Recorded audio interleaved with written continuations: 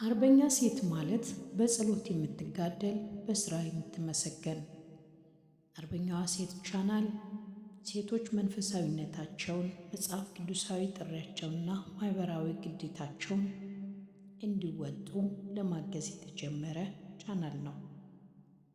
ቻናሉ እንደ ዲቦራና ምሳሌ 31 ላይ የተጠቀሰችው ሴት መነሻ በማድረግ መጽሐፍ ቅዱሳዊ ጀግንነት እንዲሁም የሀገራችን ሉዓላዊነት ካስከበሩ የኢትዮጵያ ታሪክ እውነተኛ ሴት አርበኞች መነሻ በማድረግ የዘመናችንን ጀግንነት በጦር መሳሪያ ሳይሆን በጸሎት፣ በጥበብ፣ በእውቀትና በስራ ትጋት እንደሚገለጽ ማሳየት ነው።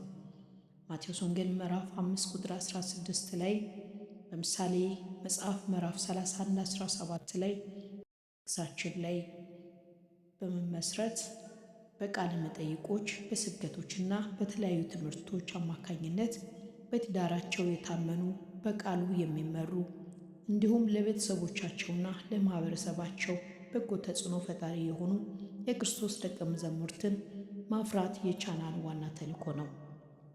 ቻናሉ አዲስ ከሆናችሁ ሳብስክራይብ፣ ፎሎው፣ ሼር በማድረግ አገልግሎታችን እንድትደግፉ በጌታ ፍቅር እንጋብዛችኋለን። መልካም ቆይታ ይሁንላችሁ።